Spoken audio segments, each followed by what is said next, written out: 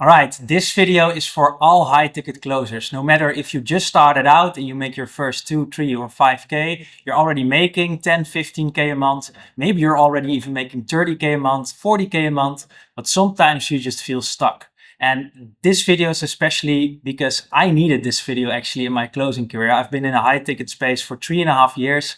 I've hit consistent 50K months, but I felt stuck. Sometimes I was stuck on a ceiling, on an income level, and I didn't know how to break through that next level. Nobody ever told me there were any next levels, so sometimes I even thought that I knew everything, while half a year later I found out I knew nothing. So in this video, I'm gonna exactly explain what the ceilings are that are holding you back from making more money. I'm gonna show exactly what I experienced during my 3.5 years as a high ticket closer, and I'm gonna show you exactly, no matter which level you're on, how to get to that next level so you start earning higher commissions, but more importantly, you can also make sense of why somebody in your call did or didn't close. So watch this till the end, because the last level that I will discuss in this call was really groundbreaking for me and really makes high ticket closing boring because it just becomes so easy. So watch closely, follow along, and I'm going to exactly explain how I experienced this as a closer and how you can fast track your high ticket closing career and how you can be better than 99% out there. Let's get started. What I have in front of me here is the 4 levels of closing that I experienced with the money I earned during all the levels. Okay, let's get started with the 4 levels of closing. In my closing career, as you can see, I started off using scripts. I just read things word for word, and I'll dive into it in a second. I was able to make a little bit of money, but nothing that would really change my life. After that, I dove into frameworks. What should I ask? When should I ask it? And a little bit on why. And the levels after that are a bit more advanced, and I'm going to warn you, if you're somebody that's already doing quite well for himself, this is the level 3 and 4, where you will really break through and start understanding closing way more fundamentally. So let's start at the beginning. Scripts. I don't want to talk too long about scripts because that's something you should disregard altogether. But when I first started closing, I really had no idea what I was doing. So most beginners, they get taught what to say, when to say it, and they use scripts, word for word. So if somebody said X, I would say I. So if they had an objection, I had a response. And in the beginning, this actually helped. I got some confidence because I knew what to say, or at least which words to say. So it gave me a little bit of confidence. It gave me a little bit of structure. So I didn't really have to think. I just had to execute. But there was a big problem, obviously, because the moment somebody started saying something different, I froze. And I know a lot of the beginner closers, they struggle with this. If somebody says something that's way out of line, or they don't agree with you, or they don't understand your question, you're stuck. You're throwing everything out of the window and you freeze. Actually, I froze. I can be honest. I started stuttering. I didn't know what to do next. So scripts really only got me that far. Again, I would definitely not recommend in 2026 to use any scripts, but that's not for this video. Here you see some of the scripts I was doing, literally, what do you do for a living? I had to write that down to ask them that. But I get, if you're a beginner closer, right, sometimes you're not used to asking these questions. Don't get shamed, if you use scripts at the moment, but throw them away as soon as possible. Because I didn't understand the underlying meaning behind what I really said. And I only learned sentences. So if this conversation went slightly off script, I was completely lost. Second, frameworks. This is really, for me, was already the first breakthrough. I started learning frameworks on not only what to say, but also when to say it, and a little bit on why I said it. So this is when I moved from scripts to framework. This is actually when I was able to hit my first 10K month. And that was huge for me back then. Instead of memorizing sentences, I learned structure. So not what to say, but also where the conversation needs to go. For example, this was one of the frameworks that I actually still use to some extent today. North Star, so finding out what their goal is really in a short notice. Situation, problem, solution, goals, consequence, and close. I actually put the framework that I teach my students and that I use actually over here. A framework's great because you can hold on to something. You know what you're looking for. Some people have different frameworks. A lot of frameworks work always a bit different than each other, but most of the time it comes down to the same thing. So now I didn't need to have exact words. I just needed direction. This changed a lot because I could listen better. I was not focusing on my piece of paper with scripts. I could adapt naturally, I could ask follow-up questions and stay in control of the call. I wasn't trying to fit lines in the conversation anymore, but I understood what needed to happen at each stage. So this is where I really learned that I needed to create a gap, clear gap between where are they now? So in what situation are they now? In which situation do they want to be? And this still is the fundament of high ticket closing. You want to make them realize where they are now, obviously, what they don't like about it, and where they want to go, and create that gap, because that creates pain, and pain moves people. So I realized that I needed to find out, okay, what's your current income and your desired income, your current lifestyle versus your desired freedom, or what's your current pain versus the desired outcome. And when that gap became clear, people moved. So I started making a lot more money. I started understanding, okay, what do I need to make them see? What do I need to make them aware of? And this actually opened up a lot of opportunities for me. And this actually made me able to earn 10, 15, I think even 20K a month. I was very happy with that. So this is still one of the very fundamental things that you need to do well in sales. Nobody can really close well without understanding fundamentally there's always a little bit of a framework. Even if somebody would say to you, yeah, just go off script, go wherever the conversation leads you, you always need to understand that you're trying to create a gap between where somebody is at today and where somebody wants to go. And that gap creates tension and that causes them to change. So that creates pain. The whole framework, also the one that I showed over here, its sole purpose is to find pain. Pain in their current situation, pain in having a desired outcome, because if you desire something, that means there's a lack of, it also hurts, and consequence pain, future pain ties into that. So what happens if something doesn't change? Worrying about the future. Most frameworks, if not all, focus a lot on those pillars, focus a lot on past attempts as well. And what have you tried already? That also creates pain, helplessness. I need help. So all of that is focused, and fundamentally the thing you need to focus on as a high ticket closer to get to 50% closing rate. Why do I say 50? On any offer, and every offer, it's different. Some offers are a bit more harder to close and you can hit 30%. The thing only is, it will never get you to 80, 90, 100. I've never seen somebody that really does 100 because logistics might get in the way. So this framework, it taught me a lot, but not everything, because not everyone closed on the call. Even when I executed the framework perfectly, some deals still didn't close. And this frustrated me a lot. I couldn't understand why people at the end still didn't buy. Didn't understand why certain objections came up. I didn't understand what I was missing. And that's when I realized there was something underneath the framework, something deeper that structure alone couldn't solve. This is very fundamental, and this is a very fundamental moment for high ticket closers, because I know that 70%, 80% of the closers are stuck at this level. I was, believe me, for more than a year. I hit like 10, 15K. I was very confident. I even said sometimes to people like, oh yeah, I think I'm the best closer there, man. I think I'm the best closer out there in the Netherlands, at least. And I sometimes heard other people say this, because if you earn more money than you ever did, 10, 15K, and you're doing quite well, and you close some people, or in your opinion, a lot of people, you might feel like you have solved it all. You might feel like you're there. Only thing is, you're not. Not at all.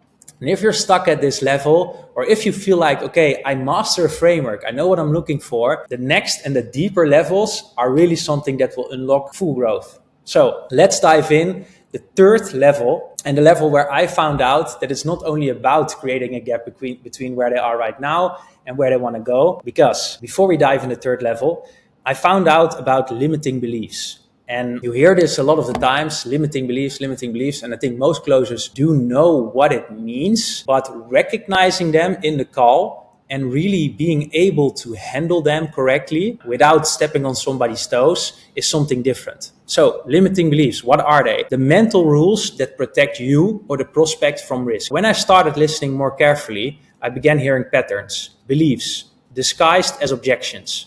So rules people live by, rules like, most things are a scam, it probably won't work, people like me don't succeed at this, I'm not a person that would do that, I just need more time, I'm just being realistic. And those are very surface level objections, and I didn't really understand where they came from. I did my framework perfectly well, I executed it perfectly well. Okay, this is where you are right now, this is where you want to go. But then at the end of the call, objections like those, I just need more time, or I just want to look at certain options, I just didn't understand where they were coming from. They're protective beliefs. So most of those beliefs are built up from their youth, things that they experienced, a failure or a bad investment, or being embarrassed, or losing money on something, or being judged, or being told they weren't good enough. Low confidence also stems from them telling themselves or their surroundings a lot of the times that, yeah, I'm going to do this, or I'm going to do that, or they tell themselves, yeah, I should do this, but they're not doing it. So they don't trust themselves. A lot of limiting beliefs are very quiet.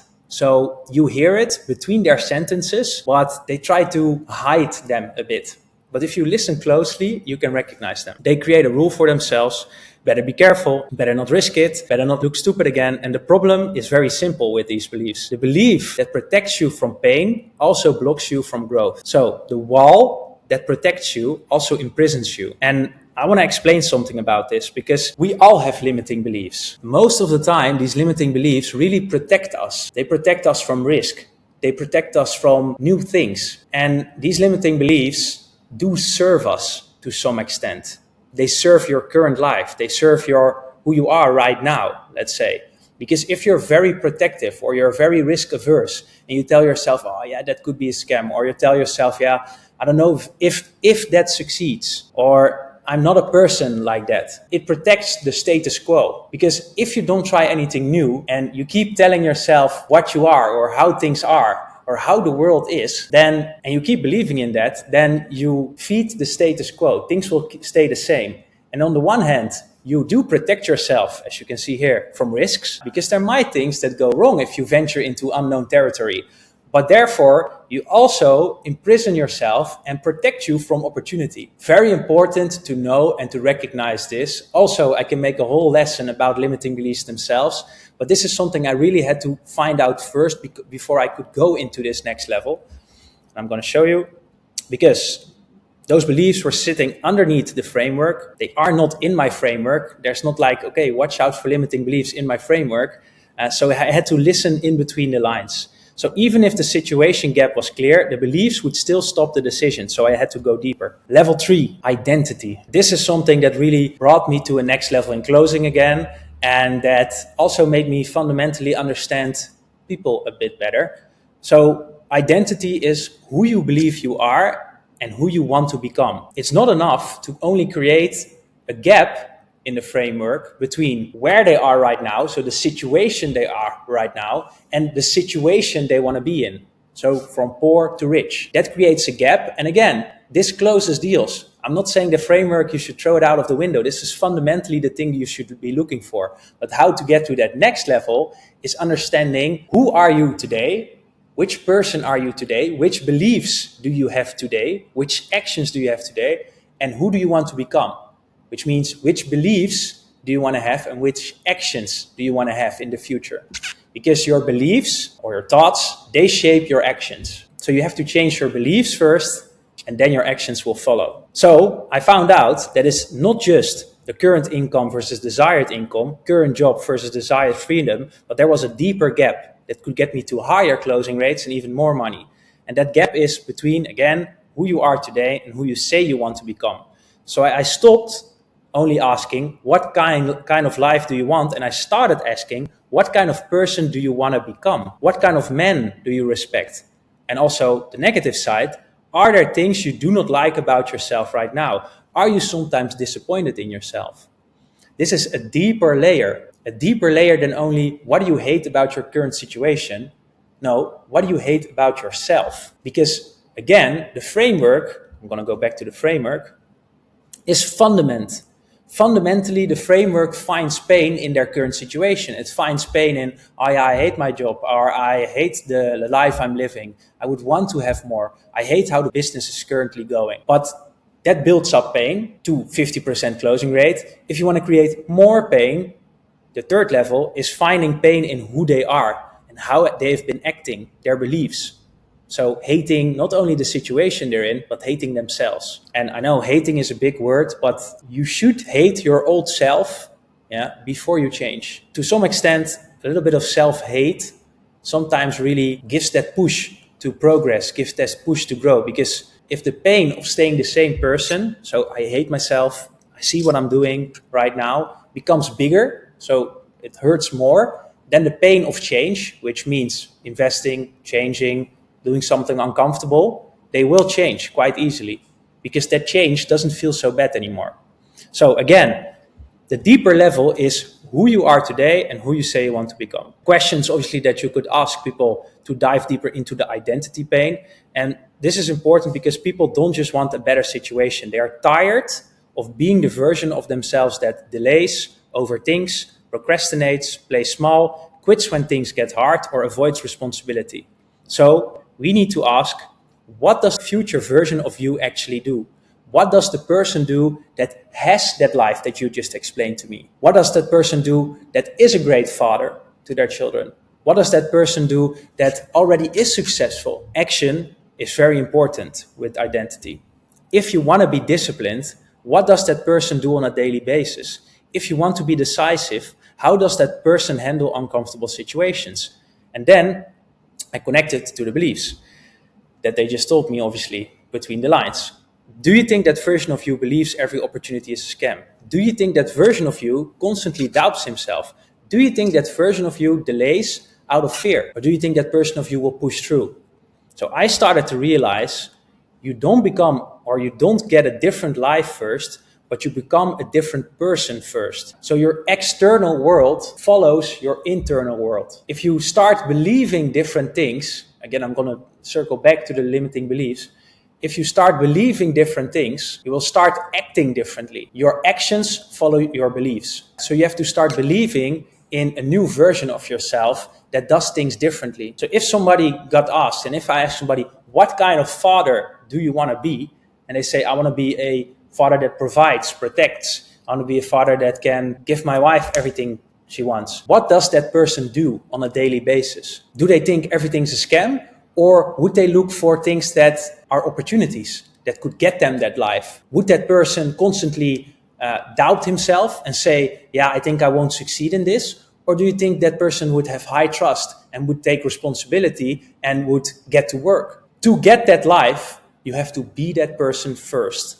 And this is where really a deeper level of understanding for me came in, because this is where I understood that it's not only about a current situation and a desired situation, it's about a current person they are, which they sometimes to some extent hate, and a desired person they want to become. Because all you have in life also circles back to who you are. You know, we want a bigger house because it's comfortable, but also because it gives you maybe status, or it gives you room, it gives you that sense of fulfillment. You can protect, provide for your family. You can do a lot more. You're responsible. So we also desire a deeper sense of identity. And this is something that can get your closing rate, again, maybe, for example, from 50 to 60, 70%. Because again, you can stack more pain between who they are today, who do they want to become.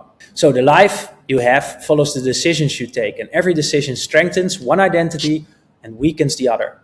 So if you start believing or acting on your old beliefs of everything's a scam, you will feed that old identity.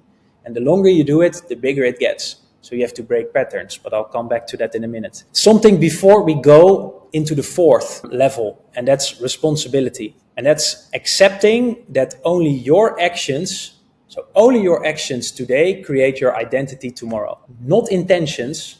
Not, oh, I want to do this, or I should do this, or I might, or I could.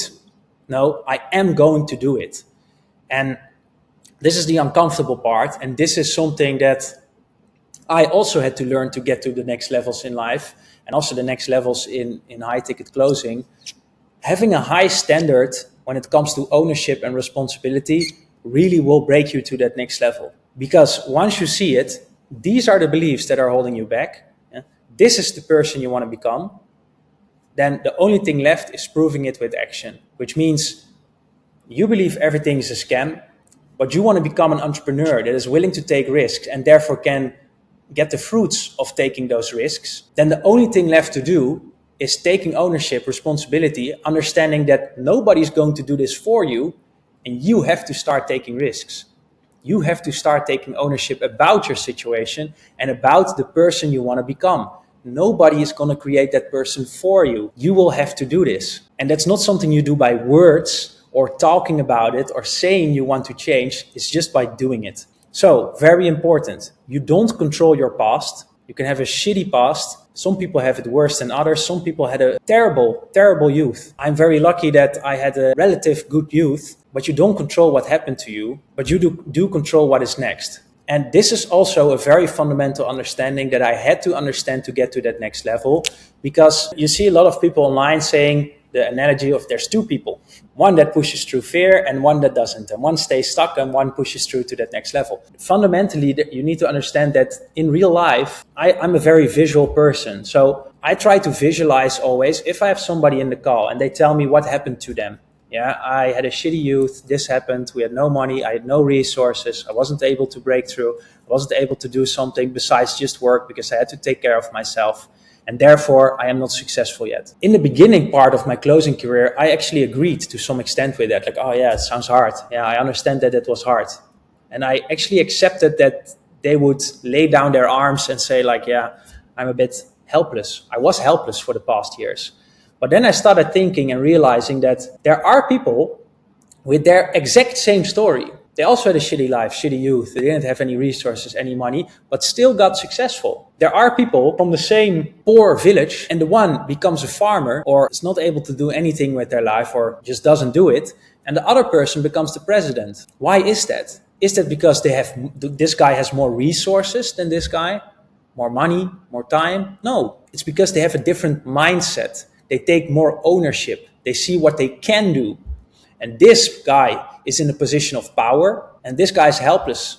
And this guy doesn't know that he can find power within his situation and act differently. So take responsibility of your life. I think that's a very fundamental thing for me that gave me a breakthrough. Everybody in your calls, no matter what story they give you, you should always think, okay, but would there be a person that has exactly the same story but got successful or already was successful? So that didn't let this happen to them for such a long period. Always think about that, because that really is a breakthrough. Your life is really decided by your actions, everybody.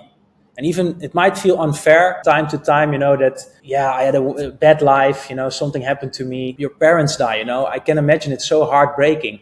But there's people that have their parents that die and they get helpless, start doing drugs, and they do everything to ruin their life even more. And you have people that lose their parents and they turn that pain, that sadness into action, into power, and try to think, okay, I have to make them proud. They look from above. They don't have different resources or different things happening to them. It's just a different mentality. It's just different actions. So fundamentally, you need to understand that responsibility is the biggest factor. Because as soon, again, if I'm going to go back, and I'm sorry to do this to you guys and girls, this fundament of a framework, finding pain in somebody's situation, them telling you how bad they feel about their situation. Yeah, I hate this job for years already. I don't like the business I'm in. It really limits me in a lot of ways. I'm in school, but I don't want to finish school because this is not really for me. We should understand, and you should understand, that as soon as they found pain and they definitely tell you that they would like to change their situation, and the only thing left for them is to take responsibility and start looking for ways that they are able to change their situation. It's just up to them. Again, the framework is a fundamental thing. You need to find pain first, because you cannot expect somebody, or you cannot tell somebody, yeah, take action, if you don't know why they should take action or in which direction they should take action. So again, level 2 stays a fundament. Without level 2, you can dive very deep into limiting beliefs, responsibility reframes, and identity closing, but you don't have a fundament which you're building on. So it gets a bit wobbly. Yeah? You don't control what happened to you, but you control what you do next. So if you hate your job but stay for years, you're choosing it every day. If you say you want to be disciplined, but you keep avoiding hard decisions, you are reinforcing that old identity. If you say you want change, but you keep choosing comfort, you're choosing your current life. So what you don't change, you're choosing. So there's beliefs holding you back. You have to take action, and you will build a new identity tomorrow by taking actions. So what you don't change, you are choosing. Very important. If somebody tells you, yeah, I've been stuck in this situation for 4 years, all the red flags should appear within you, because that means that they don't like their situation for 4 years, but they're choosing it every single day. They're choosing every day to go to work. Responsibility means understanding this. Your actions today are building your identity for tomorrow, not your intentions, not your goals, your actions, and your actions only. So your intentions of I want to do something different or I would love to do something else just doesn't help you. You have to do something else. That's where closing stopped in this third level about persuasion. I have to persuade somebody to take action, but it came about alignment. You don't like the current thing you're having, or you don't like your current you. You want this type of life, a different kind of life. The only thing left for you to do is take actions and take the right ones. And this is where we go into the fourth level, pattern recognition. It says here 30K plus, but this will really get you 50K like I did, or even above 50K, dependent on the offer you're on, because that's also something important. But this really, pattern recognition is like a cheat code. This is really when closing got boring. This is really when I thought, yeah, okay, human behavior is actually pretty easy to recognize and predict. So once I understood identity and responsibility, something clicked. Beliefs explain the actions you are taking or you're not taking. The identity explains your behavior. Responsibility explains results. So how much responsibility are you taking? Yeah, that's also the key driver for the results you're having. But patterns, they explain predictability. This is the level where closing really started to feel unfair for me. And this is the level where you never have weird calls again. You never have calls where you're thinking at the end, like they come up with an objection and you're like, oh, where does this come from? You know, oh, I didn't see this coming at all. Because with pattern recognition and the way I do it, I can recognize the objection that will come in the first 5 to 10 minutes of the call. Literally. If I now do call reviews with my students, I only have to watch the first 5 to 10 minutes because I immediately see what is the pattern that is running the life of the prospect. It was such a breakthrough for me because this really made closing so fun to begin with, because I could close any deals that other closers and other people thought that were unclosable. But again, it also made it a bit boring after a while because it just became a bit predictable. So you can already see how it's going to end the call because people repeat themselves. They don't just have belief, they run patterns. And once you hear the pattern early, the objection at the end is no longer surprising. It's expected. So this is where it really changed for me. I stopped fighting objections and started identifying patterns. Because once you see the pattern that is running the person, you don't argue about surface level concerns about, yeah, I need more time, or yeah, I have to do some more research, but you address the root. And now the decision goes from, should I buy this, to am I going to let fear, logic, or ego run my life again? And that's the real close. That's the final level. Not better words, not smoother delivery, but understanding the pattern that has shaped their life and helping them consciously decide to break it. So there's 3 core drivers. Again, this video might be getting a bit long, so I might make separate videos to explain exactly what kind of patterns I started recognizing. And this is for B2C and B2B, because this is just human behavior. And I have 9 most common patterns, which again, I'll explain in a different video if you guys would like. But classifying people into 1, 2, or very rarely, sometimes 3 of these patterns really showed me that objections are very predictable, because they show you throughout the call which objection they will tell you at the end, because they're very honest. Actually, they're not aware that they tell you, but they show you. So I classified them in 3 families, and I learned this from one of the closers and coaches in our coaching, Valentin Junger. Big shout out to him, he's a G. Fear patterns, and this is a very easy one to recognize. Those are people in the call that you immediately see that they're a bit fearful, and they show up in many ways. They delay, avoid, they play victim, they externalize a lot, they're trying to please everyone, so people pleasers. They're being afraid of being scammed, and it's different behaviors but same root. Fear of loss, fear of failure, fear of being wrong, fear of looking stupid. So when they hesitate at the end of the call, it's not about the offer. It's fear doing what it has always done in their life, and that's protect. Because they don't follow through. Because they're afraid that something might happen.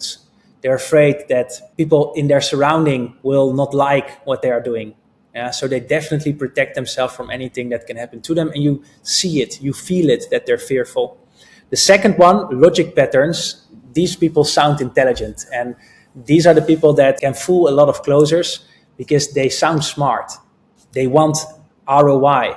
They want guarantees, you know. Everybody knows it. At the end of the call, everything's perfect, and then they say, is there a guarantee? I want a guarantee. Well, in entrepreneurship, there are no guarantees. They want certainty. They want perfect timing. They want control over every variable. So they delay. They say, yeah, I will do it, but first I have to get this sorted. Yeah. So I just want to think rationally. Often this logic is fear, but with structure. So they are trying to eliminate uncertainty before moving, which is impossible. And once you recognize that early, you know they will say later, I just need more time. So again, you need to recognize the pattern, crush the pattern before you offer them anything, making them aware that this pattern exists in the first place, and getting their commitment that they will not let this pattern run their life again. And that's a commonality for all these patterns. Very important to explain.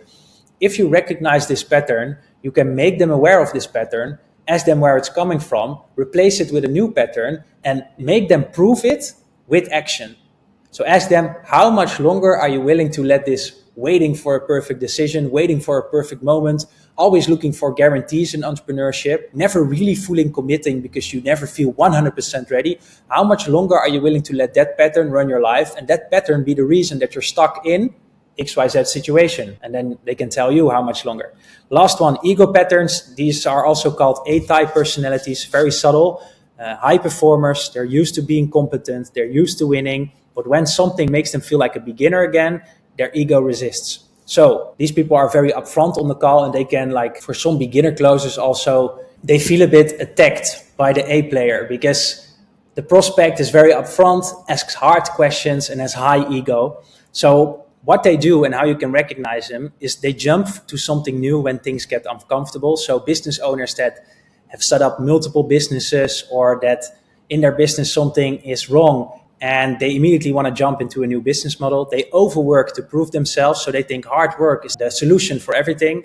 Avoid situations where they might look incompetent, so they might lie a little bit to you. They might tell you that they're doing well, they're doing better actually than they really are. So it's not the fear of losing money, it's the fear of losing status. And once you hear that ego tone early in the call, you already know what objection is coming later. So again, these patterns, they really help you understand and help me understand that, yes, fundamentally, and I'm going to scroll back to give you a quick recap and summary. Fundamentally, having a good framework or knowing which direction you should take the call, so finding pain, really a burning pain, so pain in their current desire, pain in having a desired situation that they're not into, pain in the consequences of not changing, pain in past attempts, pain in feeling that they need help but they cannot unstuck themselves, pain in their identity, let's say. Those are all fundamental. Without them, you're not going to close. Without them, finding a pattern doesn't make sense. And let me give you a very simple example of somebody on the tennis field, the sport tennis. Let's say there's a good coach there, not Federer, not somebody that's known, but like a good coach. And he walks up to a tenniser and suddenly he says, hey, you should really look at your backhand and at your footwork. Because of that backhand, you're losing a lot of matches. And because of your footwork, you are failing. So definitely change that and replace that with different footwork and put your feet different. The tenniser, with that unasked advice or challenging, because the person challenges their identity, challenges the way they do things, they will think, who are you? What are you talking about? You might be right, but I'm not going to follow along. I'm not going to do the things that you just told me, and it won't stick. It won't stick with them. But same example, let's say that coach would walk over to that person and say, hey, how are your matches going? Yeah, they're going quite well. Quite well? What do you mean? Sometimes I'm losing. Okay, how much are you losing? Yeah, I think 6 or 5 out of 10 games. Okay, and how do you think that's coming? Yeah, because I don't know. Sometimes people really start throwing all the balls to the left and I cannot make it. And I always fail at the same thing. And then, oh, really? How much times do you have that in a match? Yeah, I think 15 times. Damn. Okay, and how long have you had that problem for? Yeah, I think for years already. Okay, and what would you like to be able to do in tennis? Yeah, I actually would want to become way better and go to a 6.5 level in tennis. And then the guy would say, okay, why do you want to do that? Why is that important to you? And then they would say, yeah, because my friends play at 6.5, so I could really join them in that match. And if then the trainer would give them advice about their backhand, about their footwork, they would take it way more seriously and they would really adapt that new pattern because they can see it solves a pain. Giving them explanations or helping them or challenging them to replace their old patterns doesn't make sense and they will not follow through. So, the 4 levels of closing. If you're a script closer, stop with that right now. If you're having a framework, really get the fundamentals right. And if you're stuck on, let's say, 10, 15K or even higher levels, but you don't know what the next levels are, start looking in identity styling, start looking into pattern recognition, and start looking into limiting beliefs and full ownership and responsibility. And I know for sure that you will reach better levels. I hope this really helped. If you want me to dive deeper into certain areas of this video, let me know, and I'll see you in the next one.